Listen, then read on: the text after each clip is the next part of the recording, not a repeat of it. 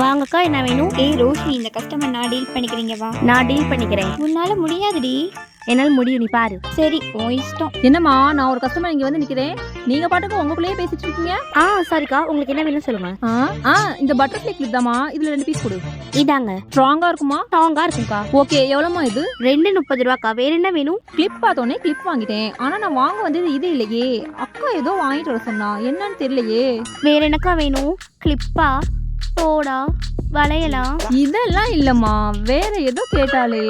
என்னக்கா இவங்க ஜவ்வா இருக்கிறாங்க, கொஞ்சம் எதாவது ஹெல்ப் பண்ணேன். என்ன இவங்க ஹெல்ப் பண்ண சொன்னா எஸ்கேப் ஆயிட்டாங்க.